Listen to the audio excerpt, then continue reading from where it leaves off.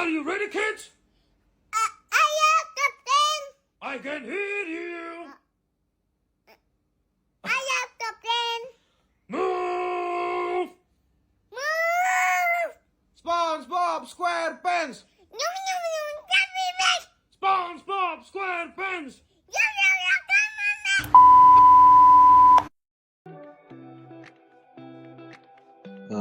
Halo teman-teman, Assalamualaikum warahmatullahi wabarakatuh.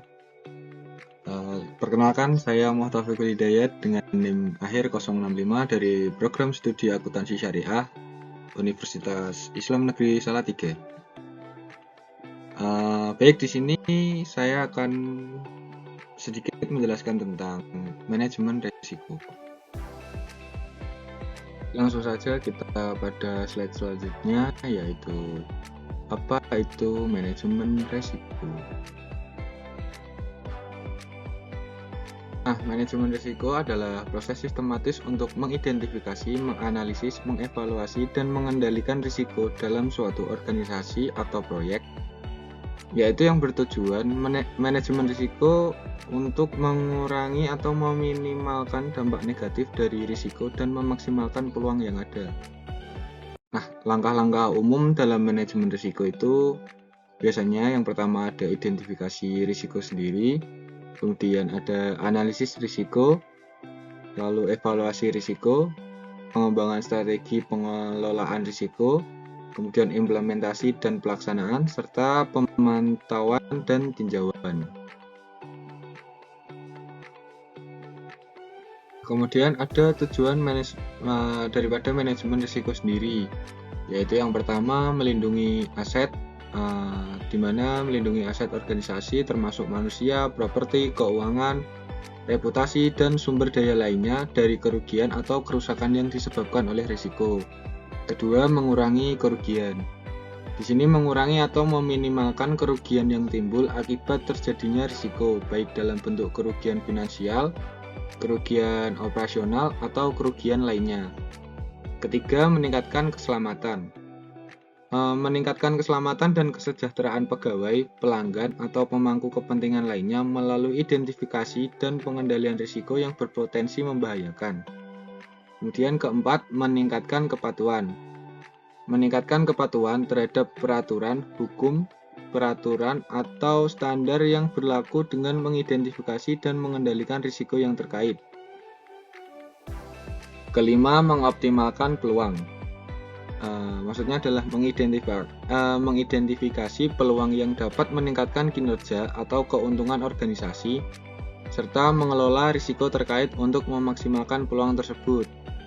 Kemudian ada meningkatkan keputusan strategis, yaitu menyediakan informasi yang relevan dan akurat mengenai risiko kepada para pemangku kepentingan organisasi, sehingga dapat digunakan dalam pengambilan keputusan strategis yang lebih baik. Lalu meningkatkan ketahanan organisasi, di mana membangun ketahanan organisasi terhadap risiko yang dapat mengganggu operasional, seperti bencana alam, perubahan pasar, atau perubahan kebijakan. Kemudian meningkatkan reputasi. Mempertahankan dan meningkatkan reputasi organisasi dengan mengidentifikasi dan mengelola risiko yang dapat membahayakan citra dan kepercayaan pelanggan atau pemangku kepentingan lainnya. Lalu ada peningkatan efisiensi, maksudnya adalah mengoptimalkan penggunaan sumber daya organisasi dengan mengurangi gangguan atau kegagalan yang disebabkan oleh risiko itu sendiri. Lalu terakhir, menjaga kelangsungan operasional. Menjaga kelangsungan operasional organisasi dengan mengidentifikasi dan mengelola risiko yang dapat mengancam kontinuitas kegiatan daripada bisnis itu. Nah, berikutnya adalah jenis-jenis manajemen risiko. Yang pertama ada manajemen risiko operasional, yaitu mengelola risiko dari operasi sehari-hari seperti kerusakan peralatan atau kegagalan sistem. Kemudian kedua, manajemen risiko keuangan, yaitu mengelola risiko yang mempengaruhi keuangan seperti risiko kredit dan risiko pasar. Lalu ada manajemen risiko strategis, yaitu mengelola risiko yang mempengaruhi strategi jangka panjang seperti perubahan industri atau regulasi.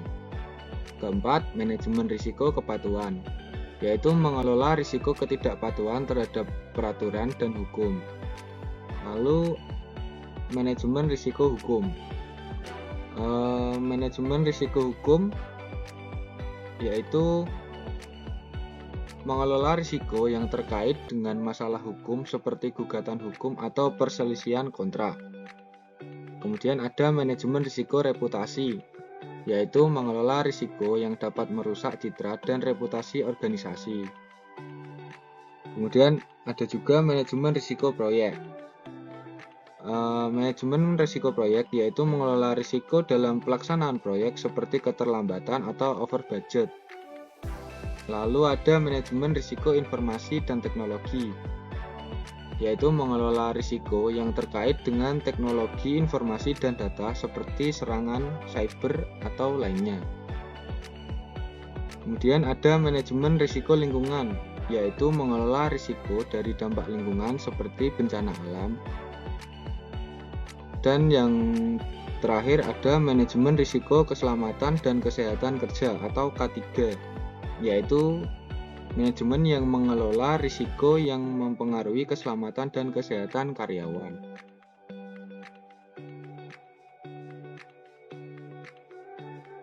Lalu, manajemen risiko memiliki beberapa ciri khas yang membedakannya sebagai sebuah disiplin dan praktik, yaitu contohnya ada yang pertama, proaktif dan preventif, di mana manajemen risiko berusaha untuk mengidentifikasi dan mengelola risiko sebelum risiko tersebut terjadi daripada hanya bereaksi setelah risiko terjadi.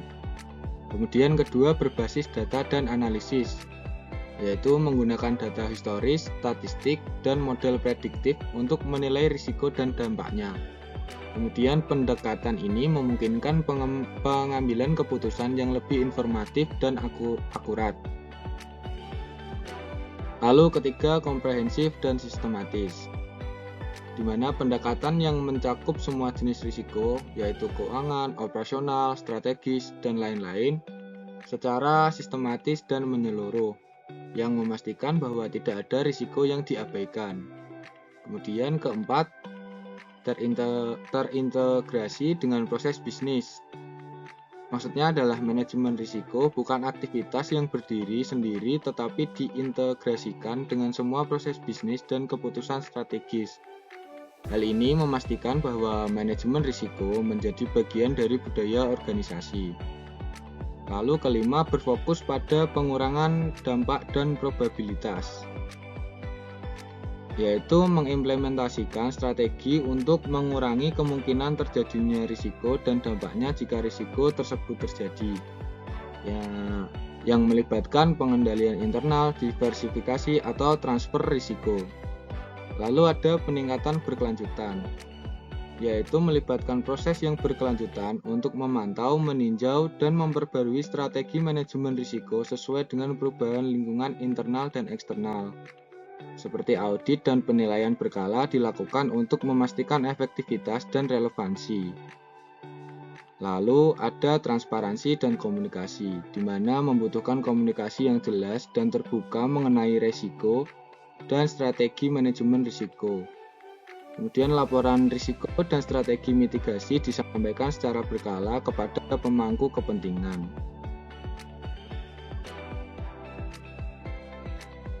Baik, selanjutnya ada solusi untuk manajemen risiko, melibatkan serangkaian langkah dan strategi yang dirancang untuk mengidentifikasi, menilai, mengendalikan, dan memantau risiko.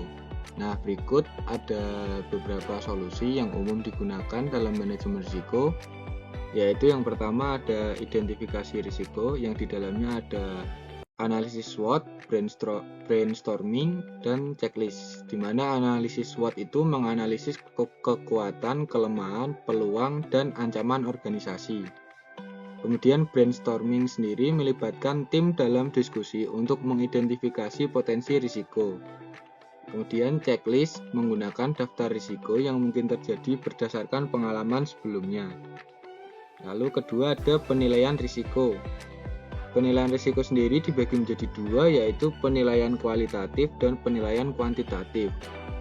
Penilaian kualitatif menggunakan metode subjektif seperti skala dampak dan kemungkinan untuk menilai risiko. Penilaian kuantitatif menggunakan data numerik dan model statistik untuk menghitung probabilitas dan dampak risiko. Kemudian ketiga, pengendalian risiko. Pengendalian risiko sendiri menghindari risiko dengan mengubah rencana atau aktivitas untuk menghindari risiko sepenuhnya. Kemudian mengurangi risiko juga mengambil tindakan untuk mengurangi kemungkinan atau dampak risiko seperti penerapan langkah-langkah keselamatan tambahan. Lalu mentransfer risiko sendiri memindahkan risiko kepada pihak ketiga, misalnya melalui asuransi atau kontrak outsourcing, dan menerima risiko sendiri, menerima dengan sadar dan mempersiapkan rencana mitigasi jika risiko terjadi. Lalu keempat, monitoring dan review.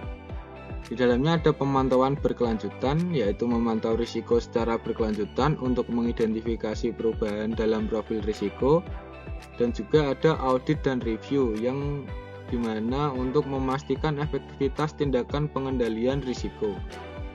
Lalu kelima, ada pengembangan rencana kontingensi, yaitu ada rencana darurat yang menyiapkan rencana untuk menghadapi situasi risiko yang terjadi.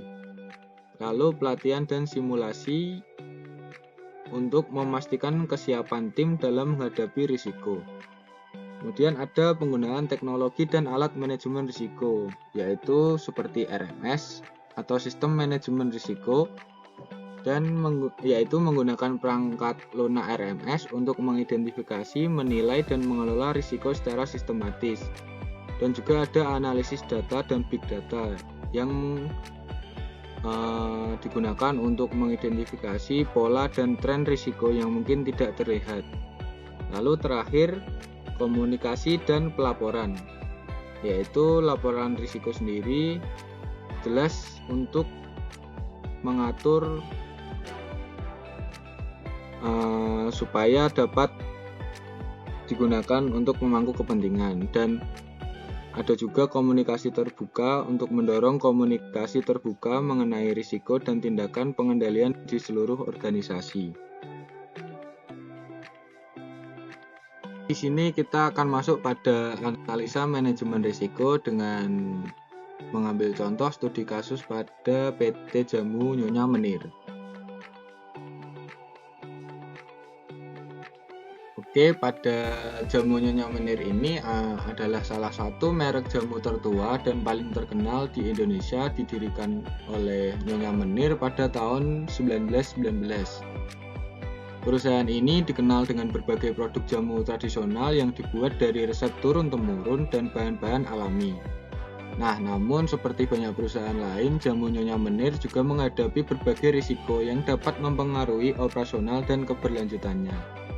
Nah, di sini ada analisis risiko yang terjadi bermula pada tahun 1984 hingga tahun 2000-an, di mana pada saat mangsa pasar berkembang, perusahaan Nyonya Menir mengalami krisis operasional. Tercatat beberapa kali terjadi masalah pekerja dan pemogokan buruh terjadi pada tahun 2000 hingga 2001. Nah, hal ini didukung dengan adanya sengketa perebutan kekuasaan antar generasi hingga ke meja hijau. Kemudian operasional perusahaan yang dipegang oleh kelima cucu Nyonya Menir ini diambil alih oleh Charles Ong Sairang untuk mengakhiri perebutan kekuasaan dengan membeli warisan cucu lainnya. Hal ini dilakukan supaya tidak adanya kegaduhan dalam internal perusahaan jamu Nyonya Menir ini.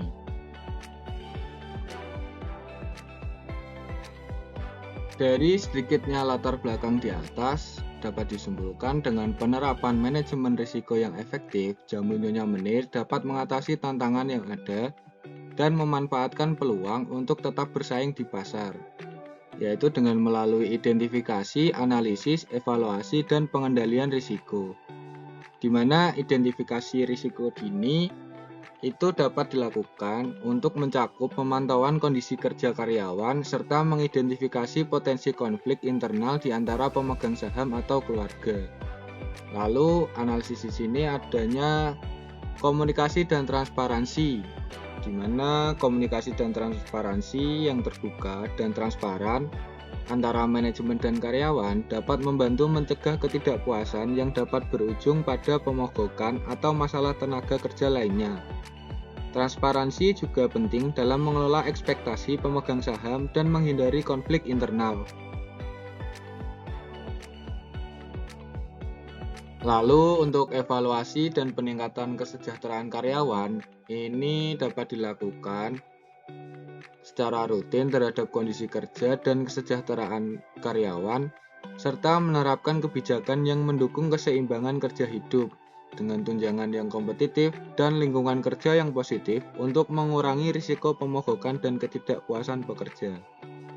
Lalu yang terakhir, pengendalian risiko sendiri mungkin dapat diambil, yaitu antara lain penyelesaian konflik internal yang terjadi dalam perusahaan jamu cap Nyonya Menir, kemudian peningkatan sistem informasi dan monitoring dalam perusahaan, lalu mungkin serta kolaborasi dengan pihak eksternal yang dapat dilakukan supaya jamu cap Nyonya Menir ini dapat terus berkembang serta menjaga keberlanjutan perusahaan.